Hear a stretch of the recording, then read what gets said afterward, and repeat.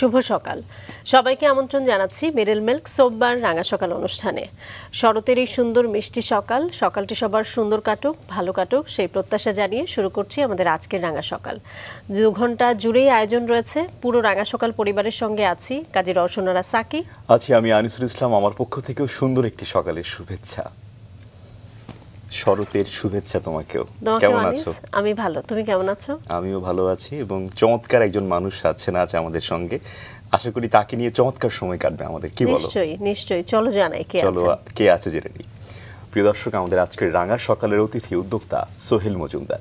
চলুন আমরা আমাদের আজকের অতিথিকে স্বাগত জানাই। শুভ সকাল স্যার। শুভ সকাল। কেমন আছেন?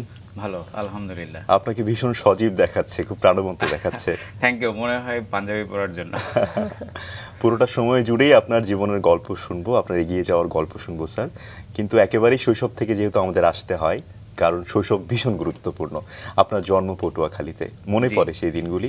জি, মানে আমার জন্মের সময়ের কথা তো মনে পড়ে না, একটু বড় হওয়ার পরের কিছু ঘটনা আছে। যেমন আমার মানে স্কুলে ভর্তি হওয়ার ঘটনাটা মনে আছে, যেটা একেবারেই স্বাভাবিক। আমার সেজ বোন, উনি এখন আর বেঁচে নেই, উনি আমাকে স্কুলে হঠাৎ করে বললো, মানে রাতের বেলা বললো যে কালকে তোকে স্কুলে নিয়ে যাব।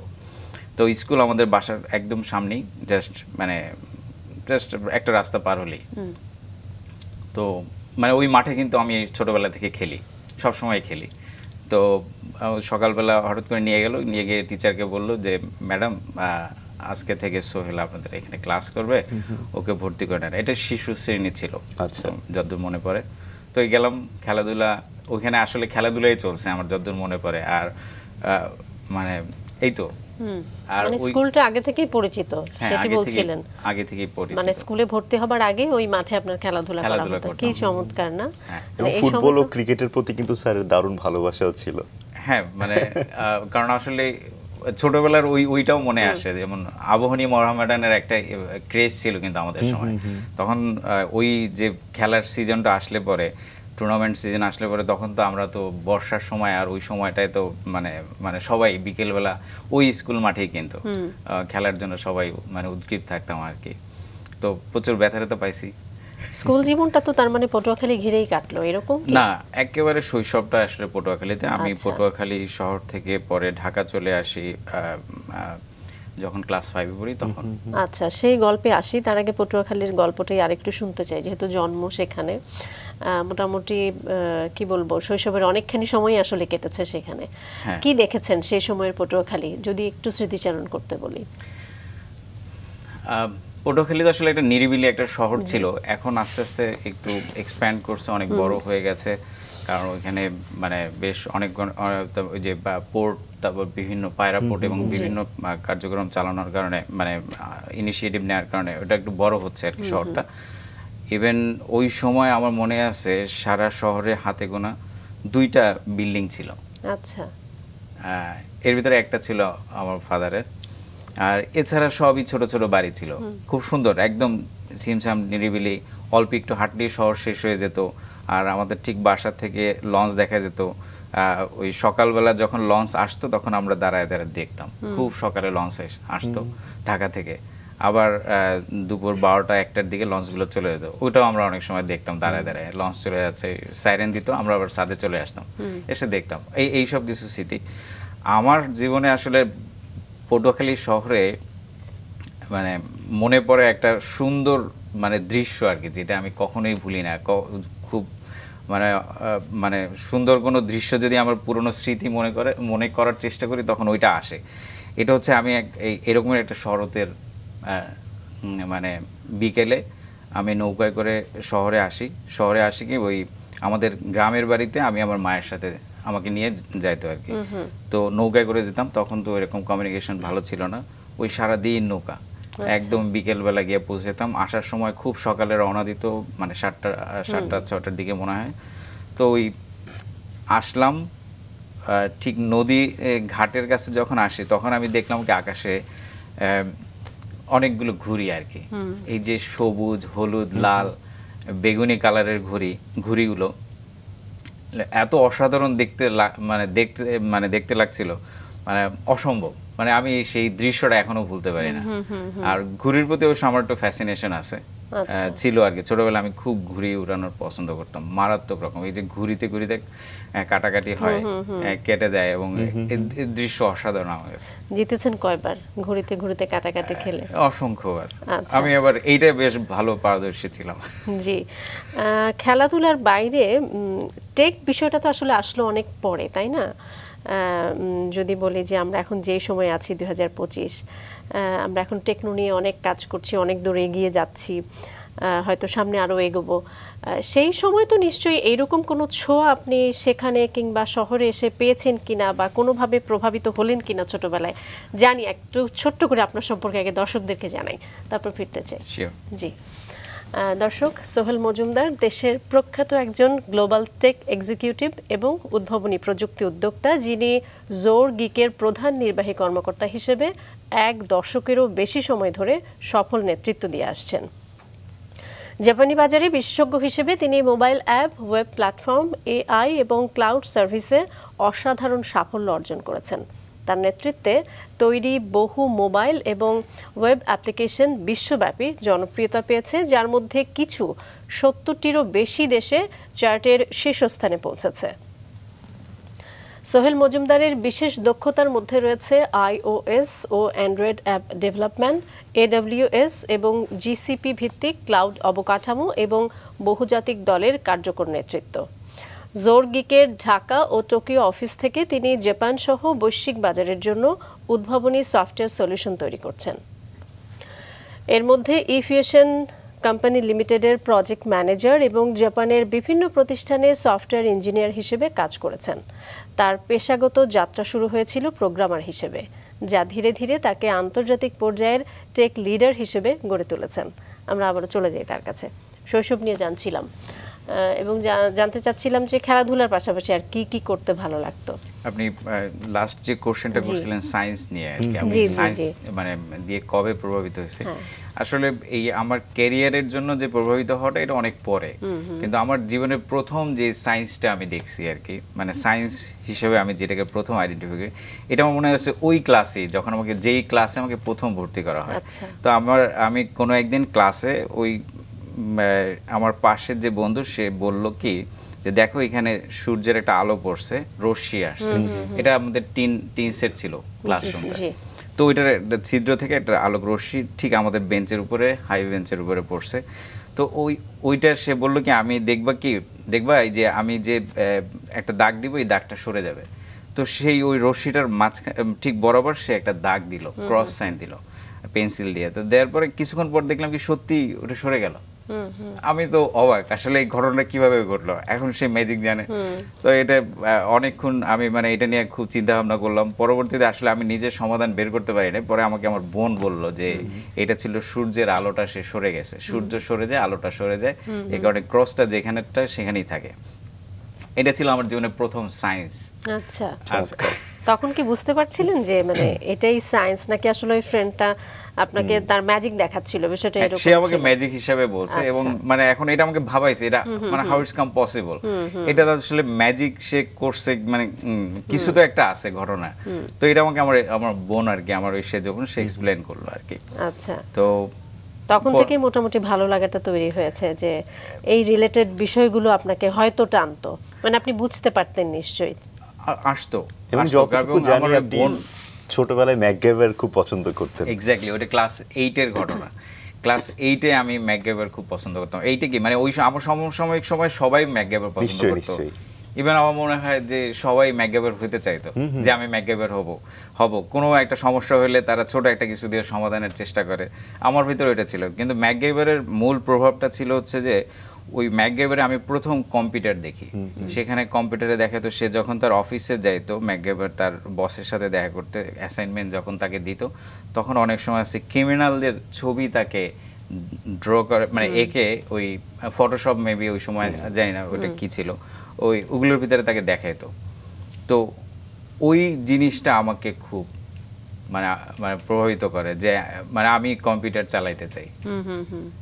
তো এটার অনেক ঘটনা আছে কম্পিউটার রিলেটেড। আমি যেমন আমার মনে আছে তখন আমি ক্লাস বোধহয় 9-এ পড়ি। আমি একদিন আমার মায়ের কাছ থেকে বলে আমার এক কাজিনের অফিসে যাই, তার কম্পিউটার আছে অফিসে, তারা কম্পিউটার সেল করে, ম্যাকিনটশ। ওইটা দেখার জন্য আমি গেছি ক্লাস 9-এ। তো মানে ওইটাও যেমন ঢাকা শহরের রাস্তায় যে চলা, কারণ ক্লাস 9-এ কিন্তু আমরা এখন অনেক সময় আছে বাবা মার হাতের ভিতরেই থাকি। কত সালের কথা সেটি? ক্লাস 9-এ যেহেতু, তখন এটা হবে 94 এর দিকে, 94 তখন কম্পিউটার মানে তো একটা বিশাল ব্যাপার। হ্যাঁ 94 দিকে কম্পিউটার বলতে একটা বিশাল ব্যাপার। তখন আমি গেলাম, তো আমার মনে আছে আমি কম্পিউটারটা ব্যবহার করতে পারি নাই, কিন্তু আমি দেখছি।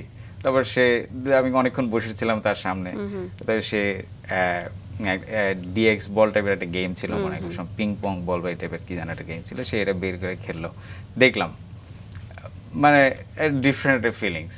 এই থেকে আসলে কম্পিউটার রিলেটেড পড়ালেখা করা বা এই সেক্টরে মানে নিজেকে গড়ে তোলার ব্যাপারে আমার আগ্রহটা ওই সময় থেকেই। তার মানে বিষয়টা কি আসলে ক্লাস 5 এর পরেই আপনি ঢাকায় চলে আসলেন? জি, আমার বাবা মারা যায় আমি যখন ক্লাস 4 এর শেষের দিকে, তখন আমার বাবা মারা যায় 1989-এ। তখন আমি খুবই ছোট। তারপর মানে তার পরপরই আমি আসলে ঢাকায় চলে আসি। এখানে পড়ালেখা শুরু হয়, মানে আমরা পুরো পরিবারই ঢাকায় শিফট করি তখন। মানে ঢাকায় তো আমাদের আগে থেকেই বাড়ি ছিল, এখনো আছে সেই বাড়ি, মানে ওইখানে আমরা পরে শিফট করি। মানে আমার ফাদার আসলে মানে সবসময় চাইতেন আমরা যেন পটুয়াখালীতে বড় হই। তো যাই হোক, মানে সে চলে যাওয়ার পরে তো আর তার মানে জীবনের প্রয়োজনই আসলে এগোতে হয় বা জায়গা পরিবর্তন করতে হয়। বাবা হারানোর বিষয়টা তো ভীষণ হৃদয় বিদারক। আমাদের জীবনের সবচেয়ে প্রিয়তম মানুষটি আমাদের মাঝে আর নেই। সে সময় তো বাবা হারানোর পরে সময়টা তো আর বেশি কঠিন হয়ে গেল বোধহয় আপনার জন্য। আমি তো ছোট ছিলাম, মানে ঠিক অতটা বুঝি নাই, কিন্তু এখনো তো একটা এমটিনেস কাজ করে যখন খুব সমস্যায় থাকি, বা অনেক সময় লাইফ নিয়ে যখন ভাবি, তখন মনে হয় যে বাবা থাকলে এরকম হতো। কিন্তু আমার বড় ভাই আসলে এটা আমাদেরকে কখনোই বুঝতে দেয় নাই। আমার ইমিডিয়েট যে বড় ছোট বোন আর কি ফ্যামিলির ভিতরে, তাকেও আমি দেখছি, আমার বড় ভাই আসলে আমাদেরকে কখনো এটা বুঝতে দেয় নাই। তিনি একজন অসাধারণ মানুষ। পটুয়াখালী থেকে ঢাকায় চলে আসলেন, শৈশব থেকে একেবারে কৈশোরের পদার্পণের সময়টা, জীবনটাকে অনেক উপভোগ করছেন। ঘুড়ি নিশ্চয়ই অনেক বেশি ওড়াচ্ছেন, তখন আরো বেশি ব্যাপকতা পেল নাকি? এক্স্যাক্টলি, মানে ঢাকা চলে আসার পরে আমার ঘুড়ি ওড়ানোর সুযোগটা আরো বেড়ে যায় আসলে। মানে আমি আজিমপুরে থাকতাম, তো ওখানে সাদে ঘুড়ি ওড়ানোর একটা সুযোগ আছে, কারণ হচ্ছে কি আশেপাশে প্রচুর ঘুড়ি ওড়ে। তো সুতরাং ঘুড়ি কাটাকাটির যে সুযোগটা, এটা আসলে আমার পড়ালেখার উপরে অনেক আঘাত মানে হ্যাম্পার হয়। তারপরও আসলে ওই যে কৈশোরে যে বাধা তো মানতে চায় না, প্রচুর ঘুরে যেতাম, এবং আমি কয়েকবার মানে অ্যাক্সিডেন্টও করছি ঘুরে। এটা আসলে ডেঞ্জারাস, আসলে ডেঞ্জারাস। এখন যখন ভাবি যে আমার সন্তানরা এইভাবে ঘুরে উড়াচ্ছে, দৃশ্যটা আমি আসলে ভাবতে পারি না আসলে এতটা ডেঞ্জারাস। এই ব্যাপারে আসলে সবারই খুব সতর্ক হওয়া উচিত। মানে আমার মনে আছে যে আমাদের ছাদে ওই সময় বাউন্ডারি ছিল না, কিন্তু এটা কিন্তু খুবই ডেঞ্জারাস। ইভেন ছাদ থেকে আমি আবার পাশে যে গাছ থাকতো সেই গাছে উঠে আবার নেমে অন্য ছাদে চলে যেতাম, মানে সে মানে একটা বিশাল ব্যাপার। ঘুড়ির সঙ্গে দৌড়াতে হবে। আমরা যখন কোনো কাজকে ভালোবাসি সাকি, আমরা কিন্তু অনেক সাহসী হয়ে উঠি। এটাই হচ্ছে একটা বিষয় যেটা আপনাকে একদম মানে ঘুড়ির জন্য আপনি সবকিছুই, সব বাধাই যেন অতিক্রম করতে পারবেন। আপনি তখন কোন স্কুলে পড়ছিলেন? Bangladesh Rifles School and College, এখন তো আসলে ওটার নাম চেঞ্জ হয়ে গেছে, ওটা বিশিষ্ট মুন্সি আব্দুর রউফ এখন। কম ভাই বোন ছিলেন আপনারা? দিনগুলি আমরা 2 ভাই 4 বোন। আচ্ছা, আমি সবার ছোট। আচ্ছা, তো এই কারণে অনেকের শাসনও পাইছি, অনেকের আদরও পাইছি, মানে অনেকের মতামত মানে আসে আর কি আমার উপরে, যেটা হয় আর কি, যে একটু শাসন, অনেক সময় ভালোবাসাটাও তো নিশ্চয়ই বেশি পাওয়া যায়। মানে তারা অনেক কিছু দিয়ে আমাকে স্যাক্রিফাইস করে দেয়। এবং স্বাধীনতাও নিশ্চয়ই অনেক পেয়েছেন আপনি ছোট হিসেবে। স্বাধীনতা, ছোটরা আসলে স্বাধীনতা কি অতটা পায়? শাসনটা একটু বেশি মনে হয় না? শাসনটা একটু বেশি হয়, একটা নজর থাকে, এক্স্যাক্টলি, একটু নজর থাকে। এটার কারণেও কিন্তু ভালো করার একটা সুযোগও থাকে। না, এই স্বাধীনতার কথা কেন বললাম, কারণ দেখা যায় কি বড়রা অনেক দায়িত্ব নেয়, সেক্ষেত্রে ছোটদের ঘাড়ে দায়িত্বের চাপটা একটু কম, অনেক কম থাকে। সেই হিসেবে আসলে নিজের মতো এক্সপ্লোর করা, স্বপ্ন দেখার জায়গাটা বোধহয় অনেক ব্যাপক এবং হয়। গাইডের দিক থেকেও আমার মনে হয় যে যেটা বড়রা না পায় ছোটরা একটু বেশি পেয়ে থাকে, মানে পরামর্শ হ্যাঁ, বলেন ঠিক সব তাই। দিক থেকেই আসলে তারা এই সাপোর্টটা তারা পেয়ে থাকে। তো স্কুল লাইফটা তো মোটামুটি চঞ্চলতার মধ্য দিয়েই কাটলো। এর মধ্যে কি সায়েন্সটা আর কোনোভাবে আপনাকে প্রভাবিত করছিল, যে না খেলাধুলা সবকিছুই আছে কিন্তু এর মধ্যে ওই যে সূর্যের আলো, ওই যে কম্পিউটার এবং একই সঙ্গে ম্যাকগাইভার, এই পুরো বিষয়টা নিয়ে আমরা একটু জানতে চাই যে সেই সময় কি মনে হতো, কি করব? আমি তো ক্লাস 8 থেকে মোটামুটি ডিটারমাইন্ড যে আমি সায়েন্স রিলেটেড কিছু একটা করব, মানে এটা করব। ইভেন ওই ছোটবেলারও আরো কিছু ঘটনা আছে, যেমন আমার সেজবনের প্রভাব আমার জীবনে অনেক আছে। কারণ হচ্ছে কি আমি আসলে ওনার কাছেই তখন পড়ালেখা করতাম, তারপর হচ্ছে গিয়ে সেই আসলে আমাকে আদর যত্ন সবই সেই করতো। তো উনি এখন অবশ্য বেঁচে নাই, উনি 2019-এ মারা যান একটা ক্যান্সারে। তো হঠাৎ করে আর কি, তখন জি আমরা খুবই দুঃখিত। জি তো মানে উনি আমাকে বিভিন্ন বিজ্ঞানীদের গল্প সম্পর্কে বলতো, তারপর হচ্ছে গিয়ে এই যে কাজী নজরুল ইসলাম সম্পর্কে বলতো যে কোথা থেকে কোথায় তাদের চিন্তা ভাবনা কোথায় চলে গেছে, এবং মানে অমর কিভাবে হয়, এই যে অমর হওয়ার একটা যে ব্যাপার, এটা উনি আমার ভিতরে পৌঁছে। বাট সেই লেভেলে যাওয়াটা আসলে খুব ডিফিকাল্ট, কিন্তু ওই স্বপ্নটা উনি তৈরি করে দিয়েছিলেন আমার ভিতরে, যে অমর হওয়ার যে একটা ব্যাপার, অমর কিভাবে হয় মানুষ। তো ওগুলো থেকে আর কি এই যে বিজ্ঞানীদের ব্যাপারে যে আগ্রহ, এগুলো আমার তখন গ্রো করে। কিন্তু ক্লাস 8-এ যেটা বললাম ম্যাকগাইভার থেকে, তার পরবর্তীতে আসলে মানে এমনি যে খেলাধুলা বা এইভাবেই চলছে বেশি। আর বিডিআর পড়ার কারণে আমাদের একটু সুযোগও একটু বেশি ছিল ঢাকা শহরের ভিতরে, যারা কারণ আমাদের ওইখানে 4-5টা মাঠ ছিল বড় বড়, বৃষ্টি হলে আমরা ওখানে খেলতে যেতাম, ফুটবল খেলতাম, বৃষ্টি হলেই ফুটবল খেলতাম। ইভেন এমনও ঘটনা আছে আমাদের যে পুরো ক্লাস একবারে ক্লাস থেকে বের হয়ে গেছে, হ্যাঁ এখন মানে সব খেলার জন্য উইদাউট পারমিশন, মানে যোগ সাজস করে যারা খেলবে না তারাও বের হয়ে গেছে। মানে আমাদের একটা ভালো ইউনিটিও ছিল আর কি, আমাদের ক্লাসে একটু ভালো। আবার আমাদের ক্লাসের সবাই ওই সেকশনটায় মোটামুটি সবাই খুব মানে পড়ালেখায় ভালো ছিল, যে মানে টিচাররা যে আবার খুব বকা দিবে সেই সুযোগও ছিল না, কারণ কোশ্চেন করলে সবাই পারে, এরকম একটা সিচুয়েশন ছিল আর কি। ওই কারণে আমরা কিছুটা অ্যাডভান্টেজ পেতাম। তারপরে তো বিশৃঙ্খলা তো আসলে ওই মানে ওরা মানে না একেবারে, মানে খুবই স্ট্রিক্ট। তো সেটা মানার কথাও না, মানে পুরো ক্লাস শুদ্ধ চলে যাওয়া মানে টিচারের পারমিশন ছাড়া, এটা তো খুবই আসলে এই সময় চিন্তাই করা যায় না। হ্যাঁ এখন তো চিন্তাই করা যায় না সেই সময়। লেখালেখিটা কখন করলেন আপনি? সেটা কি স্কুল লাইফ নাকি এটা অনেক পরে এসে না, হলো? আমি স্কুল লাইফে লেখালেখি করতাম। এইখানে আরেকটা ব্যাপার যেটা আমার ভিতরে ছিল আর কি, বা এখনো আছে, ক্রিয়েটিভ জিনিস আমি খুবই পছন্দ করি। ক্রিয়েটিভিটির একটা আকাঙ্ক্ষা এটা আমার ভিতরে মানে স্রষ্টা দিয়ে দিয়েছেন বলে আমি বিশ্বাস করি। যেমন মানে কখনো আমি একটা ভালো বই পড়ার পরে আমার মনে হয় আমি এরকম একটা লেখা লিখবো, এটা আমার ছোটবেলা থেকেই ছিল। ছোটবেলায় আমার এটা মনে হতো যে আমি এরকম নিজেরও কিছু জিনিস আছে আমি লিখবো, বা আমি চিন্তা করি এরকম লিখবো। একটা নাটক দেখতাম টিভিতে, সেই ক্লাস 7-এ পড়ি, আমার মনে আছে। নাটক দেখলে আমার মনে হতো আল্লাহ এই নাটকটা তো খুব সুন্দর এবং কিন্তু খুবই সহজ ঘটনাই, তো এর তো লেখা যায়, তো আমিও লিখবো। তো এইরকম তখন ওইভাবে পরে মানে বই পড়লে তারপর পরবর্তীতে আমি চিন্তা করতাম, মানুষকে অবজার্ভ করার চেষ্টা করতাম, তারপর লিখতাম, ছোট ছোট গল্প লিখতাম। আমি এটা আসলে ইন্টারমিডিয়েট পর্যন্ত আমি গল্পগুলো লিখি। পরবর্তীতে যখন আমি অনার্সে কম্পিউটার সায়েন্সে ভর্তি হই, তখন এইখানে আমি দেখলাম কি আমার লাইফে একটা পরিবর্তন আসলো। এই পরিবর্তনটা কি, আমি প্রোগ্রামিং করি, প্রোগ্রামিং এর প্রচন্ড নেশা ছিল, আমি সারা রাত সজাগ থাকতাম, প্রোগ্রামিং করতাম। সেটা কখন থেকে? এটা 99। মানে তখন আপনি অনার্স পড়ছেন? হ্যাঁ অনার্স পড়তেছি, কারণ এর আগে তো আমি কম্পিউটার আমার আসলে ব্যবহার করার সুযোগ ছিল না। ওই যে ক্লাস 9-এ একবার দেখতে গেলাম কম্পিউটার, আমি কম্পিউটার সায়েন্সে ভর্তি হওয়ার পরে আমাকে কম্পিউটার কিনে দেওয়া হয়, তো তখনই আর কি আমরা একটু পেছনের গল্পে যেতে চাই। কম্পিউটার সায়েন্সে পড়াটা কি মানে এটা ভালোবাসা আগ্রহ থেকে, নাকি অনেক সময় আছে না যে আমার কম্পিউটারের প্রতি একটা নেশা, মানে ওই সময় যেটা হতো যে ইন্টারমিডিয়েটে অনেকে পড়ছে স্ট্যাটিস্টিক্স নিচ্ছে বা হায়ার ম্যাথ নিচ্ছে বা বলছে যে আমি এখন কম্পিউটার একটা সাবজেক্ট নিলাম, আমার এখন কম্পিউটার লাগবে, মানে আপনি যে সময়টার কথা বলছেন ওই সময়টা কিন্তু এরকম একটা সিচুয়েশনে বেশি হতো, বিশেষ করে ছেলেদের। বাবা মার উপর বাবা মা হয়তো বলতো যে না এটা এখন কি প্রয়োজন, কিন্তু তারা ওই যে একটা আগ্রহ সেই জায়গা থেকে হয়তো এরকম একটা রিজন ক্রিয়েট তখন করতো। যেটা হতো মানে এসএসসি পরীক্ষার পরেই সবাই কম্পিউটারের কোর্স করছে, হ্যাঁ, সেটা এই তো ধরনের একটা ছিলই। প্রবণতাও ছিল। এটা তো সে 95-96 এর দিকের ঘটনা। তো 96 আমার এসএসসি শেষ হয়, তো তখন ওই কোর্স টোর্স ব্যাপার ছিল, কিন্তু ওই যে ওয়ার্ড পারফেক্ট তারপর এরকম মানে মাইক্রোসফট এক্সেল শেখানো, তো তখনও তো আসলে এগুলো জানি না। তো কিন্তু তখনও আমাকে দেয় নাই, তখনও আমাকে এগুলোর ভিতরে দেয় নাই। আমাকে মানে মানে যে রেগুলার পড়ালেখা এগুলো কন্টিনিউ করতে হবে, ওই প্রেশারে ছিলাম। তারপর এসএসসি শেষ হওয়ার পরে আমি গিয়ে একটু কম্পিউটার সায়েন্সে ভর্তি হই। তো তখন আমি আসলে প্রথম কম্পিউটার পাই। তো পাওয়ার পরেই তো মানে সেই আমার প্রথম টার্গেট হচ্ছে প্রোগ্রামিং, কিভাবে নতুন জিনিস তৈরি করা যায়।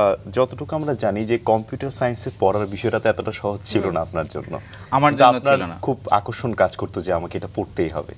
এর জন্য তো কিছু কিছু ঘটনা আপনার জীবনে ঘটেছে, বিশেষ করে এসএসসি লেভেলে, ইন্টারমিডিয়েট লেভেল, একটু শুনি সেই ঘটনাগুলো। যেমন আমি ক্লাস 9-এ মানে যে কোনো কারণেই হোক আমি একটু পড়ালেখা থেকে দূরে সরে যাই। এটা একটা ঘটনা আছে। দূরে সরে যাওয়ার পরে যেই ঘটনাটা ঘটে, ক্লাস 9-এর ফাইনাল এক্সামে আমার রেজাল্ট খারাপ হয়। তো রেজাল্ট খারাপ হওয়ার কারণে আমাকে বলে যে তুমি হায়ার ম্যাথ আর পড়তে পারবে না, স্কুল থেকে আমাকে এটা বলে দেয়। তখন আমাকে আমার হায়ার ম্যাথ থেকে আমাকে অন্য সাবজেক্ট চুজ করতে বলে, ওটা বাদ দিয়ে। এইটা আমাকে আসলে খুবই আপসেট করে, হতাশ করে। তখন আমি দেখলাম যে না, মানে আসলে আমি কোনো কারণেই যে কোনো গাফিলতিতে আমি আসলে আমার নিজের ক্ষতি করলাম। তো এইটা আমাকে একটা ধাক্কা দেয়। এরপরে আমি মানে নিরুপায় হয়ে আমি অন্য সাবজেক্ট নিয়ে, মানে এটাকে বলে বুক কিপিং একটা সাবজেক্ট ছিল, ওইটা নিয়ে, হিসাব রক্ষণ নিয়ে আমি পড়ালেখা করি। তো ওইটা দিয়ে আমি এসএসসি শেষ করে আমি শুধু অপেক্ষায় ছিলাম এইচএসসিতে ভর্তি হওয়ার সময় আমি যেখানে হায়ার ম্যাথ নিয়ে পড়তে পারবো শুধু সেখানে পড়বো।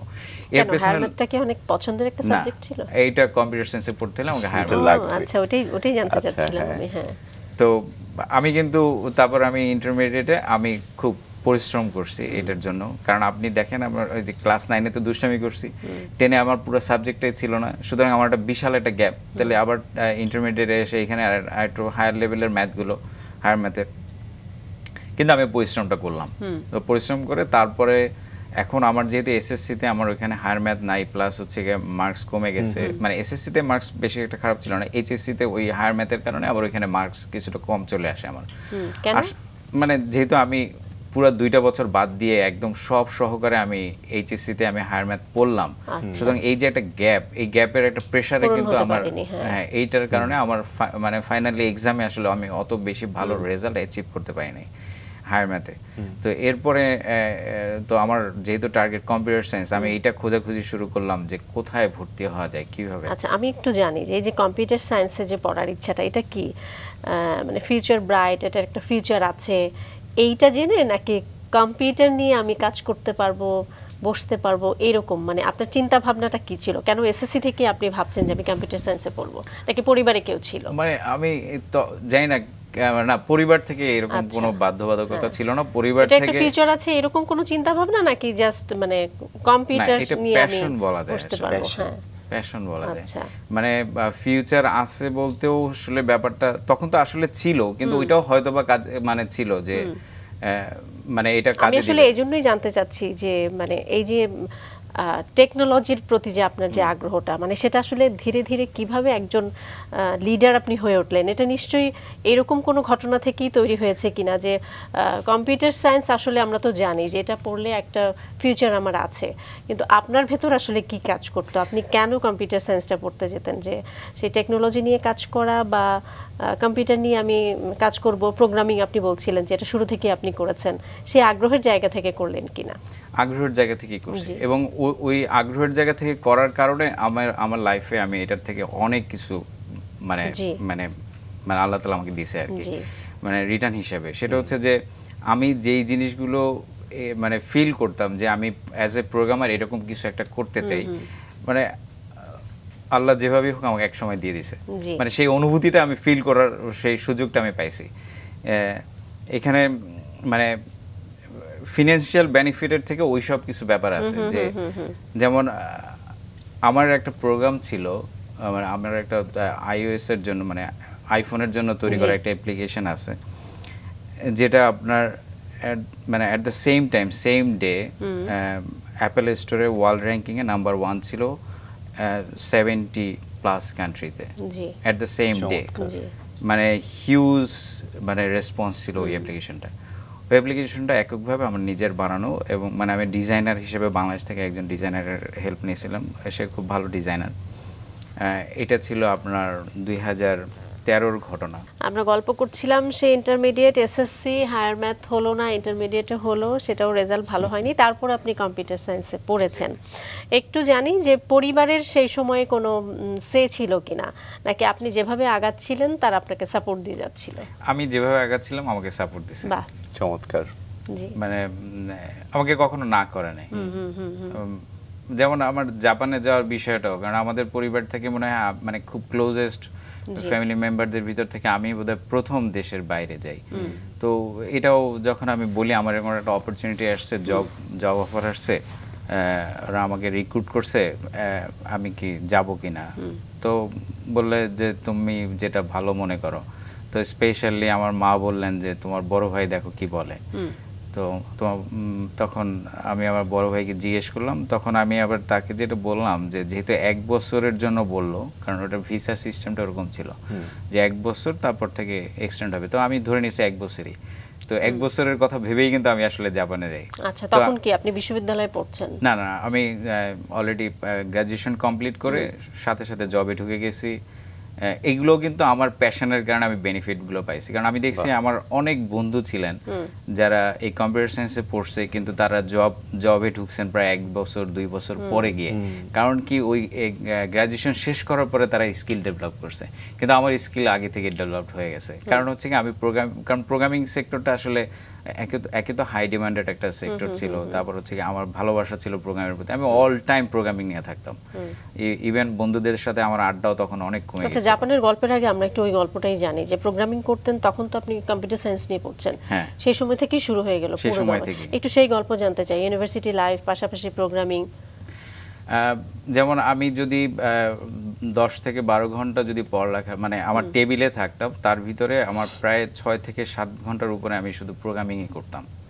এবং এই প্রোগ্রাম যে কোর্সের ভিতরের প্রোগ্রাম তা না, এগুলো জাস্ট আমার ইন্টারেস্ট। এবং সেই সময় আপনি কোন প্রতিষ্ঠানে আসলে পড়াশোনা করছিলেন? Institute of science and technology. আচ্ছা, এটা ন্যাশনাল ভার্সিটির আন্ডারে একটা ইনস্টিটিউট, এটা ধানমন্ডিতে। আপনার এটা হচ্ছে যে আপনার 1991-তে প্রথম উদ্বোধন হয়, তখনই কম্পিউটার সায়েন্স ডিপার্টমেন্ট চালু করে। ইভেন তখন ঢাকা ইউনিভার্সিটিতেও কম্পিউটার সায়েন্স ছিল না, এখান দিয়ে চালু করে। এবং এটা তৎকালীন যে প্রাইম মিনিস্টার ছিলেন, ইভেন আপনার পাকিস্তানের যে একজন নোবেল বিজয়ী উনি আসছিলেন ভিজিটে। আচ্ছা, উনি মনে হয় পরমাণু বিশেষজ্ঞ বিজ্ঞানী ছিলেন, আব্দুল কাদির সম্ভবত। এক্স্যাক্টলি, উনি যখন আসছেন উনি এটা উদ্বোধন করছিলেন। কিন্তু পরবর্তীতে আসলে এটা আর বেশি একটা বড় হয় না ইনস্টিটিউটটা, কিন্তু শুরুটা ভালো ছিল। ইভেন আপনি ওইখান থেকে প্রথম দিকে পাশ করা বা আমাদের পরবর্তীতে অনেকেই পাশ করা, তারা বাংলাদেশের বিভিন্ন জায়গায় আছেন ভালো ভালো পজিশনে, এবং বেশ ভালো একটা গ্রুপ ওইখান থেকে বের হয়েছে। ওইখানে আমি পড়ালেখা করি। তো ওখানেই আপনি পড়ছেন, পাশাপাশি প্রোগ্রামিং করছেন? হ্যাঁ, প্রোগ্রামিং করতেছি। আচ্ছা, প্রোগ্রামিং এ আমার মনে আছে যখন আমি একবার একটা সফটওয়্যার ডেভেলপ করি, আপনার এই সফটওয়্যারটাও কিন্তু আমাকে আসলে আমার লাইফের অনেক পাথ তৈরি করে দিয়েছে। সফটওয়্যারটা ছিল তখন সাইবার ক্যাফে বাংলাদেশে খুব জনপ্রিয় ছিল, কারণ ইন্টারনেট কিন্তু আমরা বাসায় তেমন একটা ব্যবহার করতে পারতাম না। আর ইন্টারনেট নতুন আসার পর নতুন বাংলাদেশে মাত্র পরিচিত। ইভেন এটার প্রতি একটা নেগেটিভ ছিল, ধারণা ছিল সবার। বাসায় ইন্টারনেট নিতেও আমাকে অনেক হই হুল্লোড় করা লাগছে। তারপর নিজের জমানো টাকা দিয়ে ইন্টারনেট নিচ্ছি, তারপর আবার অনেক বকাঝকা শুনছি। কিন্তু আসলে তো জিনিসটা আসলে খুবই মানে হেল্পফুল একটা জিনিস ছিল ইন্টারনেট। আমরা তো এখন তো ইন্টারনেট ছাড়া চলতেই পারি না প্রতি মুহূর্তে। ইভেন আমার মা তো এখন ইন্টারনেট ব্যবহার করে, সেই সময় তো যাই হোক। এনিওয়ে, তো তখন আপনার ওই সাইবার ক্যাফের জন্য আমি একটা সফটওয়্যার ডেভেলপ করি যে অ্যাডমিনিস্ট্রেটর। কারণ আমি সাইবার ক্যাফেতে গেলে তখন আমি দেখতাম যে ওই ম্যানুয়ালি এন্ট্রি করে, ঢুকছে কখন বের হচ্ছে কখন, তখন আবার ওই যে বিয়োগ করে কয় ঘন্টা হলো কয় মিনিট হলো। তো এটার জন্য আমি একটা সফটওয়্যার ডেভেলপ করি, ওটা দেখে তো ওইটাকে আমি ইন্ট্রোডিউস করার জন্য বিভিন্ন জায়গায় যাই। ইভেন ওইটার উপরে একটা ছোট প্রতিবেদনও ইয়াতে এটা যে ডিজিটাল কর্নার বা যে প্রথম আলোতে একটা পার্ট থাকে কিন্তু আইটি কর্নার, ওইখানে ওই সফটওয়্যারটার উপরে একটা ছোট মানে লেখা আসছিল আর কি। তো ওইখান থেকে আসলে আবার মানে প্রফেশনাল লাইফে আস্তে আস্তে ঢোকা। এটাও তখন মধ্যে আমি 3rd ইয়ারে পড়ি। আচ্ছা, আমাদের ওই সময় তো ইয়ার সিস্টেম ছিল। মানে তখন থেকে টুকটাক আপনি সেল করছেন? হ্যাঁ, ওইটা আসলে সেল একটাই করছিলাম, কিন্তু অনেক জায়গায় গেছি, যাওয়ার পর সেল আসলে একটাই হয়েছে। আমার মনে আছে 5,000 টাকা দিয়ে আমি সেল করলাম, আমি হাতে পাইলাম 3,000 টাকা, বাকি 2,000 টাকা অবশ্য এখনো ডিউ। আচ্ছা, কোন সালের কথা এটা? এটা 2000 সাল। আচ্ছা, তাহলে তার মানে বলা যাবে যে খুব বেশি অ্যামাউন্ট না, কিন্তু উৎসাহ পেয়েছিলেন তো? হ্যাঁ, ডেফিনেটলি। কারণ হচ্ছে কি যে আমার বানানো মানে আমি তো অনেক বছর পৃথিবীতে বেঁচে আছি, তখন কত বছর হবে, মানে 18-20 বছর তো হয়ে গেছে।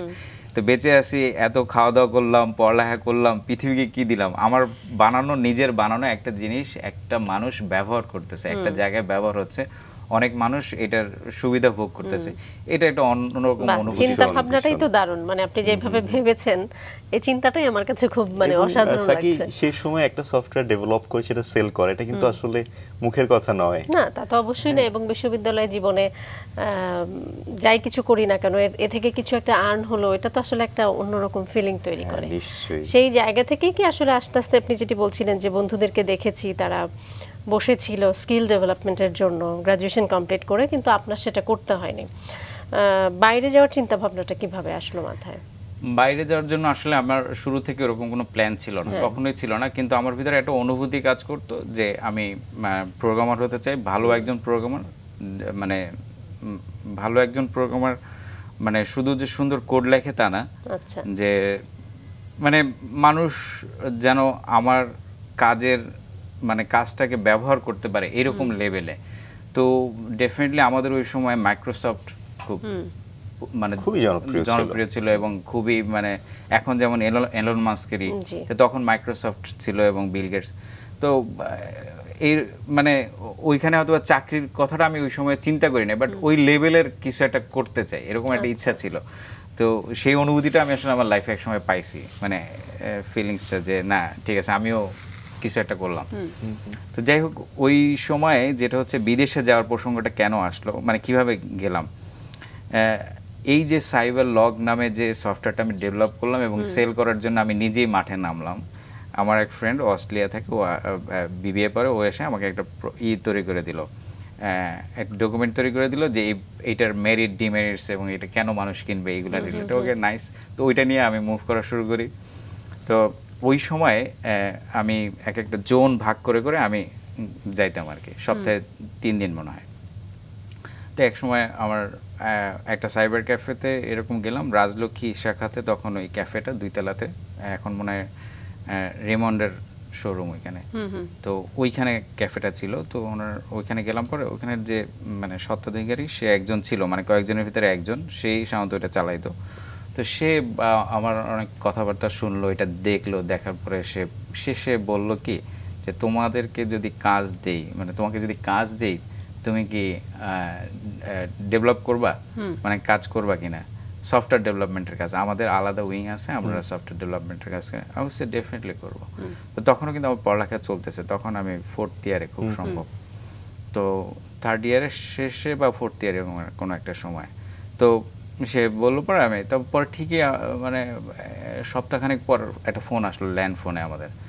তো তখন আমার মোবাইল ছিল না, তো ল্যান্ড ফোনে ফোন আসলো, আসার পরে কথা বললাম বা বললো ঠিক আছে। আমি যেহেতু এগ্রি করলাম, তখন আমাকে একটা লোকেশন দিল যে ওইখানে আসবো, আমি ওইখানে তোমার কাজ বুঝাই দিব। গেলাম, কাজ বুঝাই দিল, এটা আর্মিদের একটা কাজ ছিল গলফ ক্লাবের। তো গলফ ক্লাবে গেলাম, তো কাজ বুঝাই দিল। তারপর আমি ওইটা একটা আপডেট ছিল, একটা এক্সিস্টিং সফটওয়্যার, তো আমি করে দিলাম, প্রায় 3 সপ্তাহ সময় লাগছে করে দেওয়ার পরে তাকে জানাই দিলাম। এই যে ভাইয়ের নাম হচ্ছে তুহিন ভাই, উনি এখনো জাপানে থাকে, ওনার সাথে আমার পরিচয় হলো এবং ওনার বেশ কিছু কাজ আমি করি। এরকম আর কি কাজ করি পড়ালেখার পাশাপাশি। মানে এই যে আমার স্কিল ডেভেলপমেন্টের যে বিষয়টা আমার কিন্তু ওইখানে হচ্ছে, কিন্তু এগুলো কিন্তু সব আমার পার্সোনাল ইন্টারেস্ট থেকে তৈরি হচ্ছে আস্তে আস্তে আস্তে আস্তে। তো এইটা কিন্তু আমাকে ডেভেলপ করে দিয়েছে অলরেডি। সুতরাং আমি যখন ফাইনাল এক্সাম দিই তখন আমার একটা ফোন আসছে এই তার থ্রুতেই যে তুমি আমাদের এখানে প্রোগ্রামার হিসেবে জয়েন করবা কিনা। তো তখনও তো আসলে মার্কেট অনেক ছোট, তো জয়েন করবা কিনা। তো আমি বললাম যে আমার পরীক্ষা আছে, তো সামনে বুধবার দিন পরীক্ষা, বৃহস্পতি আর শুক্রবার বাদ দিয়ে তারপর শনিবার দিন এসে আমি জয়েন করব, ঠিক আছে। তো এর ভিতরে গিয়ে আমি দেখা করে আসলাম আর এটা কি ইন্টার সলিউশনস ছিল? এক্স্যাক্টলি, ইন্টার সলিউশনে তখন আমি জয়েন করি। তো ওইখানে আমি চাকরি বাকরি করার পরে এরপরে আবার এই জাপানের সুযোগটা আসে। ওই তুহিন ভাই এর ভিতরে আবার জাপান চলে যান। তো উনি আমেরিকান ব্যাংক, সিটি ব্যাংক ওটাই আছেন আর কি জাপানে। তো উনি আমাকে একদিন এরকম মেসেঞ্জারে নক করে, তখন তো ইয়াহু মেসেঞ্জার ছিল আমাদের সময়, এখন তো আর নাই, বিলুপ্ত হয়ে গেছে এটা। ওই ইয়াহু মেসেঞ্জারে আমাকে বলে যে তুমি এই করবা কিনা, জাপানে জব করার আগ্রহ আছে কিনা, এরকম একটা কোম্পানি থেকে ফরেনার রিক্রুট করবে প্রোগ্রামার, তো বাংলাদেশের ব্যাপারে তো আগ্রহী আছে, তুমি চাইলে তোমার সিভিটা আমাকে পাঠাও। তো আমি সিভিটা পাঠাই দিছি। তো এরপর তারা মানে আমাকে ইমেলের মাধ্যমে জানাইলো এরকম সময় আমার ইন্টারভিউ নিবে। তো ওভার দ্য ফোন তারা ইন্টারভিউ নিল, ওই ল্যান্ড ফোনে একটা কল আসলো, ইন্টারভিউ নিল। তারপরে আবার আমাকে জানালো যে তুমি মানে মানে যদি করো, কন্টিনিউ করতে চাও, আসতে চাও, তাহলে আমরা কাগজপত্র প্রসেস করবো যে তুমি রিক্রুটেড। তারপর পরে আমি বাসায় যে আমার বাসা থেকে অনুমতি নেয়ার জন্য বললাম, তারা 1 বছর যেহেতু, ওকে ঠিক আছে যাও। আমিও ভাবলাম যে গিয়ে শিখে আসি যে এরকম একটা ফার্স্ট ওয়ার্ল্ড কান্ট্রিতে কিভাবে প্রোগ্রামিং করে তারা, মানে তাদের টিম ওয়ার্ক কীরকম হয়। কারণ আমি এইখানে বাংলাদেশে বসে তখন যখন করতেছিলাম যে I was not happy actually, মানে কোথায় যেন অনেক কিছু বাকি আছে এরকম। অভিজ্ঞতা জানতে চাই, ছোট করেই জানবো। তারপরেও কর্মসংস্কৃতি বলে একটা কথা আছে, যেটা প্রত্যেকটা দেশটাই আসলে একই রকম হবার কথা না, এক একটা দেশের কর্মসংস্কৃতি এক এক রকম। আপনি সেখানে গিয়ে কি ফিল করলেন শুরুতেই, যদি জানতে চাই? কাজের ক্ষেত্রটাই জানতে চাই আসলে। অনেক অভিজ্ঞতা আসলে জাপানে আমার প্রফেশনাল লাইফের অভিজ্ঞতা তো পুরোটাই ওখানে। তবে লাইফে অনেক ফিলোসফি আছে তাদের, প্রচুর ফিলোসফি আছে। তারা বিভিন্ন ভাবে যে কিভাবে এটাকে ভাবতে হয়, কি চিন্তাধারা থেকে আমি কেন করব, কি কারণে করব, সবকিছু একটা গোল তাদের থাকে। আর পারবো না বলতে কোনো কথা তাদের ভিতরে নাই, মানে করতে চাই বা এরকম একটা জিনিস আউটপুট দরকার, সুতরাং প্রবলেমগুলো ফাইন্ড আউট করো, দেন সলিউশন করো। আপনি ফিলোসফির কথা বলছিলেন, এমন কোন ফিলোসফি আসলে মনে পড়ে যেটা আপনার জীবনকে প্রভাবিত করেছিল জাপানে গিয়ে?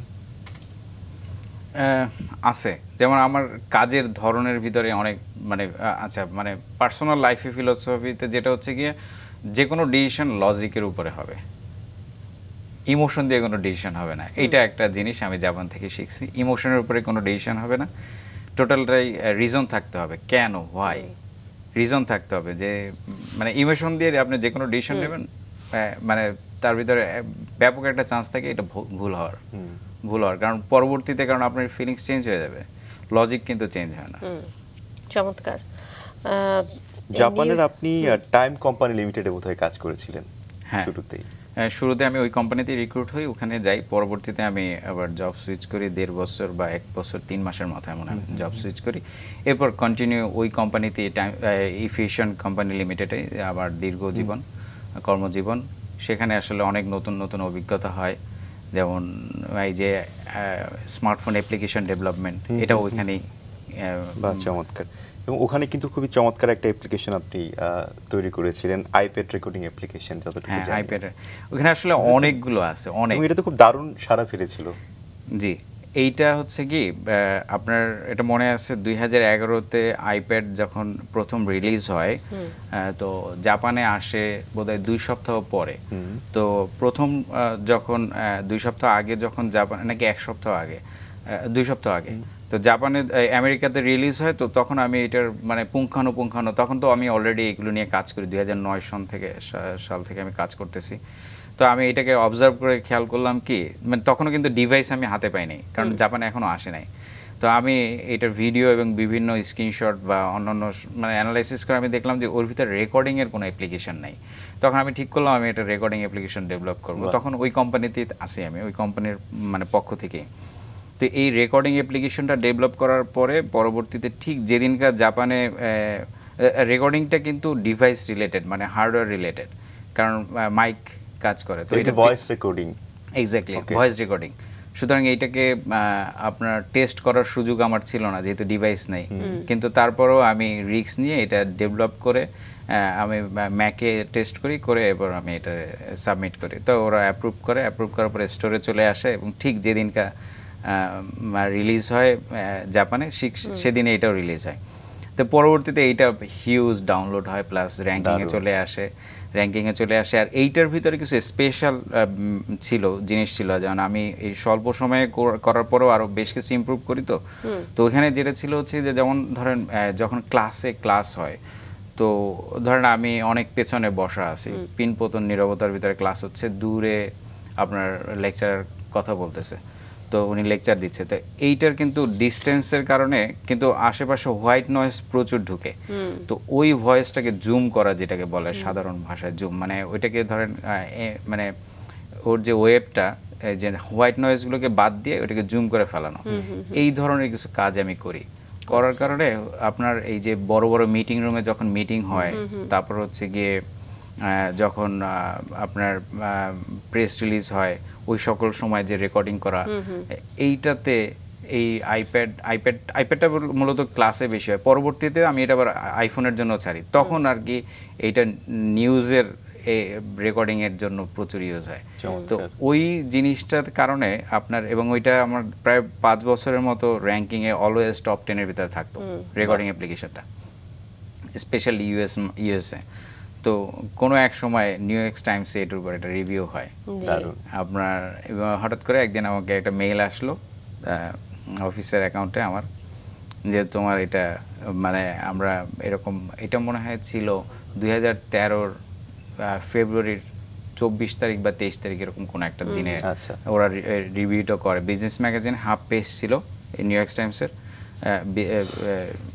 তো ওইখানে আর কি মানে তাদের বিষয়টা ছিল যে আইসি রেকর্ডিং এর যে ফিউচার, এটা আসলে চেঞ্জ হয়ে যাচ্ছে, এখন থেকে মানুষজন সবাই মোবাইলে রেকর্ড করে এরকম। এবং এইটার উপরে প্রচুর ভিডিও হয়তো ইয়াতে ইউটিউবে দেখতাম, রিভিউ করে অনেকেই আমার ওই অ্যাপ্লিকেশনটা নিয়ে।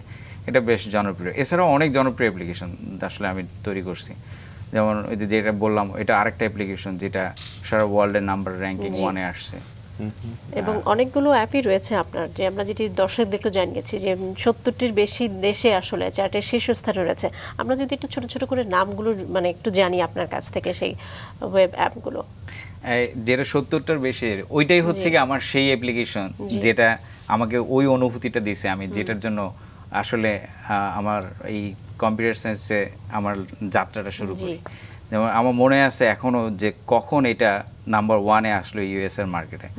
কারণ হচ্ছে যে আপনার ইউএস এর মার্কেটটা বিশাল, খুবই বিশাল। কারণ আমার জাপানের অ্যাপেল স্টোরে এটা রেগুলারই র্যাঙ্কিংয়ে ঢুকতো আমার অ্যাপ্লিকেশন। আপনি কি এটা আপনার রেকর্ডিং অ্যাপের কথা বলছেন? না, এটা হচ্ছে গিয়ে সিস্টেম ইউটিলিটি ড্যাশবোর্ড নামে আমার একটা অ্যাপ্লিকেশন ছিল। আচ্ছা, এইটা এখন খুবই কমন, আমরা রেগুলারই ইউজ করি এই ধরনের অ্যাপ্লিকেশন অ্যান্ড্রয়েডে। তো ওই সময় একদম শুরুর দিকে তো আমি এটা 2010-এ আসলে তৈরি করি। তো 10-এ তৈরি করার পরে এটার একটা আপডেট ভার্সন যখন ছাড়ি, ওইটা আবার আমি রিডিজাইন করি আর কি। তো ওই ইউআইটা, ইউজার এক্সপিরিয়েন্সটা মানুষের খুব মানে ক্যাচ করে। তো আগেও যখন আগের ইউআইতেও এটা বেশ ভালোই চলছিল, কিন্তু এর পরেরটা খুব বুম করে আর কি, মানে সবাই খুব গ্রহণ করে, যে কারণে ওইটা আপনার মানে বিভিন্ন আইটি ম্যাগাজিন, মানে অনলাইন বেজ আইটি ম্যাগাজিন, তারপর বিভিন্ন জায়গায় রিভিউ টিভিউ হয় এবং এটা পরবর্তীতে একদম টপ র্যাঙ্কিংয়ে চলে আসে। তো এটা টপ র্যাঙ্কিংয়ে ইউএসএ যখন 1 আসে, আমি ওইটা খুব অবজার্ভ করতেছিলাম যে আগের দিন সকাল থেকে আমি দেখতেছি যে এটা উঠতেছে এবং প্রতিনিয়ত চেঞ্জ হচ্ছে, একদম টপ 100-এর ভিতরে ঢুকে গেছে। এবং টপ 100 থেকে আপনার একে আসতে কিন্তু হিউজ ডাউনলোড লাগে, মানে মানুষ প্রচুর ডাউনলোড না করলে এটা নাম্বার 1-এ আসে না। তো এবং আমি দেখলাম তখন আমি মানে জাপানে এটা 2013-ই ঘটনা। তো জাপানে বোধহয় মার্চে আমি জাস্ট ট্রেন থেকে নেমে বাসে চড়তেছি, বাইরে প্রচুর বৃষ্টি হচ্ছে। তো ঠিক ওই সময় আমি দেখলাম কি যে অ্যাপ্লিকেশনটা 2 থেকে 1-এ উঠে গেল। এর নিচে কিন্তু অনেক নামি নামি গেম, যেমন অ্যাংরি বার্ডস বা এই ধরনের গেমগুলো কিন্তু নিচে লিস্টে পড়ে আছে, ফেসবুক। তারপরে তখন আপনি ওই সময়টা এত ক্রেজ ছিল যে মানুষ 1 নম্বরে ওঠা অ্যাপ্লিকেশন সবাই মোটামুটি ডাউনলোড করে, সবাই ডাউনলোড করে। ওই সময়টা এরকম ছিল, কারণ র্যাঙ্কিংটা খুব মানে ফোকাসে থাকতো সবাই, মানে একটু অন্যরকম ছিল আর কি। এটা তো সেই শুরুর দিকে, তো আজ থেকে কত 12 বছর আগের ঘটনা। তো মানে ওইটা নাম্বার 1 হওয়া মানে আপনার মোটামুটি টেক পিপল যারা আছে মোটামুটি সবাই ডাউনলোড করছে। এবং ইভেন ওই সময় একদিনে ওইটা ডাউনলোড ছিল আপনার 8 লাখ পার ডেতে। তো 8 লাখ মানুষ ডাউনলোড করে আপনার এটা ব্যবহার করতেছে। বিশাল বিষয়। এটা শুধু আমি কিন্তু ইউএস এর কথা বলতেছি, সারা ওয়ার্ল্ডে কিন্তু টোটাল মিলে আরো অনেক বেশি। এই সাকসেসগুলোই কি আস্তে আস্তে আপনাকে যে জোর গিগ প্রতিষ্ঠার জন্য আগ্রহ তৈরি করলো, নাকি তার আগে থেকেই আসলে একটা বাসনা ছিল যে একটা প্রতিষ্ঠান? না, আমার আসলে ওরকম কোনো বাসনা ছিল না, এইটার ব্যাপারে কোনো বাসনা ছিল না, একটু আগেরটার প্রতি বাসনা ছিল। আচ্ছা, শুনি তো আমরা। এইটা যেটা হচ্ছে যে এইটা পরবর্তীতে আমি যখন বাংলাদেশে আসার ডিসিশনটা হয় বিভিন্ন ফ্যামিলিগত কারণে বাংলাদেশে চলে আসবো এরকম, ডেফিনেটলি আমি বাংলাদেশকেও যথেষ্ট ভালোবাসি। কারণ আমি তো মিস করি, তো ছোটবেলার যত স্মৃতি এর আগে বললাম এগুলো তো মিস করি। এসব এই রেস্টুরেন্টে খাইতাম, ওইখানে যাইতাম, ওইখানে খেলতাম, এই যে নিজের স্কুলে যাওয়ার যে বাসনা, এগুলো তো আসলে। এবং নিশ্চয়ই আপনি দেশকে ভালোবাসেন, না হলে কিন্তু আপনার অনেক সুযোগ ছিল দেশের বাইরে সেটেল হওয়ার। হ্যাঁ, ডেফিনেটলি। কিন্তু আপনি দেশকে ভালোবেসে দেশের জন্য কাজ করে যাচ্ছেন। তারপর ফ্যামিলিরও একটা ব্যাপার ছিল, যে কারণে আমি আর কি বাংলাদেশে তখন আমি যখন আসি তখন আমি ঠিক করি যে কি করব। তখন আমি ভাবি যে ওকে ঠিক আছে, একটা কোম্পানি মানে এস্টাবলিশ করা যাক এখানে। ইভেন ডেফিনেটলি এটা জাপান রিলেটেডই হবে, কারণ যেহেতু জাপানের মার্কেটের সাথে আমার কমিউনিকেশন আছে, আর মানে জাপানিজ ভাষা, কাস্টম, কালচার এগুলো সবই যেহেতু জানি, এবং কাজের ধরন, যেই সব ফিলোসফির কথা আগে জিজ্ঞেস করলেন যে কাজের ফিলোসফি, সেগুলো যেহেতু জানি, তো ওইটাতেই আমি কমফোর্ট ফিল করি আর কি। তো এই কারণে ওইটা নিয়ে কাজ করতেছে, ওদের সাথেই কাজ। সেই জায়গা থেকে জোরগিক প্রতিষ্ঠা করা। কি ধরনের কাজ আসলে ওটা এখন পর্যন্ত করেছে? অনেক রকম প্রজেক্ট করে এখানে আমরা, মানে সব বিভিন্ন রকম, যেমন রিসার্চ ওয়ার্কও আছে বিভিন্ন রকম, যেমন বেশ কিছু ইউনিভার্সিটি, জাপানের Tsukuba university, Tokyo university, Chiba university, এই সব জায়গার বিভিন্ন রকম রিসার্চ ওয়ার্ক হয়। তো দেখা যায় কি রিসার্চ করার পরে এগুলো কিছুটা আর কি প্রোডাক্টে রূপান্তরিত করার চেষ্টা তারা করে, তখন এই ধরনের কাজগুলো আমি করি আর কি। এরকম কিছু কাজ আছে, যেমন ধরেন জাপানে হসপিটালে আপনার ইন্টারনেটের সাথে কানেকশন থাকে না হসপিটালের ভিতরে, মানে আপনি এমনি আপনার মোবাইলে থাকবে, মানে ওদের নেটওয়ার্কটা ক্লোজ থাকে টোটালি ফর সিকিউরিটি, কারণ ওইখানে অনেক সেন্সিটিভ ডাটা থাকে, বিভিন্ন মানুষের পার্সোনাল ইনফরমেশন, তারপর অসুখ বিসুখের ইনফরমেশন, যেগুলো ডিসক্লোজ তারা করতে চায় না। তো ওই নেটওয়ার্কে কিভাবে ব্যবহার করা যায়, মানে ওইখানে ওরকম এনভায়রনমেন্টে কিভাবে এক জায়গা থেকে আরেক জায়গায় কমিউনিকেশন করা যায় স্মার্টফোনের মাধ্যমে, এরকম একটা রিসার্চ ওয়ার্ক কিছুদিন আগে আমি করছি। এটা ওই সুকুবা ইউনিভার্সিটির ছিল, মূলত কনসেপ্টটা তাদের ছিল, পরবর্তীতে এটা ইমপ্লিমেন্ট করে দিছি আমরা। এটা হচ্ছে আপনার এটার ফাইনালি আসলে এটার নাম হচ্ছে গিয়ে ব্লুটুথ ক্লাউড।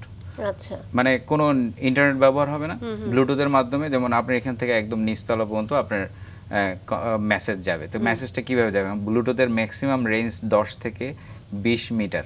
তো 10 থেকে 20 মিটারের ভিতরে যে আছে তাকে কানেক্ট করবে, তার থ্রুতে সে, কিন্তু যাকে কানেক্ট করছে সে জানবেও না যে তাকে কানেক্ট করা হয়েছে, তার থ্রুতে এরকম আশেপাশে আবার খুঁজবে এবং রিলে করতে থাকবে যে কজনকে পাবে। তো সবাই পাইলে সবাই ওই উদ্দেশ্যে পাঠাতে থাকবে, ফাইনালি যাকে টার্গেট করে মেসেজটা পাঠানো হয়েছে সে রিসিভ করার পরে জানাই দেবে আমি পাইছি। তারপর এদিকে সব কিন্তু সাইলেন্টলি ব্যবহার হচ্ছে, আর যে পাইছে সে আবার রিটার্নটা পাবে যে ও এটা পেয়ে গেছে, ও আবার ওখান থেকে রেসপন্সটা করে দেয়। এই যে ব্লুটুথ ক্লাউড, মানে এটা একটা রিসার্চ ওয়ার্ক, এটা ছিল, এটা একটা ইন্টারেস্টিং কাজ ছিল। তারপর আবার যেমন ধরেন আপনার সুইমিং এর উপরে একটা কাজ ছিল, কিছুদিন আগে আমরা করে দিছি। এটা হচ্ছে কি আপনার একজন সুইমার যখন সুইমিং করে তখন যে তার শরীরের যে বিভিন্ন অঙ্গ প্রত্যঙ্গ কিভাবে সে মুভ করে এবং কি পরিমাণ এনার্জি খরচ হচ্ছে, এই ডেটাটা এই ডিভাইসটা এই সুইটটা আসলে তৈরি করছে ইউনিভার্সিটি। তো ওইটার ডেটাটাকে ব্লুটুথ দিয়ে তৈরি করে সেন্ড করে। তো এইটাকে আবার আমরা অ্যাপ্লিকেশন দিয়ে রিসিভ করে ওই ব্লুটুথের মাধ্যমে ওইটাকে আবার সিমুলেট করছি এখানে। চমৎকার স্যার, আসলে তথ্য প্রযুক্তির জায়গায় যে কত সৃজনশীলতা আছে, মানে মুগ্ধ হয়ে শুনছিলাম আপনার গল্পগুলো। আমাদের হাতে একেবারেই সময় নেই স্যার, আপনি এত ব্যস্ততার মধ্যেও আমাদেরকে সময় দিয়েছেন। দর্শকদের উদ্দেশ্যে যদি কিছু বলার থাকে আপনার। আমি তো আসলে স্পেশাল কেউ না, এখনও তো অনেক কিছু শিখি। তারপর যেটা হচ্ছে যে মানুষ আসলে যেটা করতে চায় সেটা যদি সে মন দিয়ে এবং সততার সাথে করতে থাকে, অবশ্যই সে তার রিটার্নটা পাবে। সৃষ্টিকর্তা তাকে রিটার্ন দিবেই, হয়তো বা আজকে দিবে না, হতাশ হওয়ার কোনো কারণ নেই, কোনো না কোনো দিন দিবে। আর মানে সন্তানদের প্রতি বাবা মার আসলে বিশ্বাস থাকা উচিত, শুধু তারা যেন সঠিক ডিসিশনটা নেয় এই ব্যাপারে তাদেরকে সহযোগিতা করলেই যথেষ্ট। অসংখ্য ধন্যবাদ স্যার। Welcome, thank you.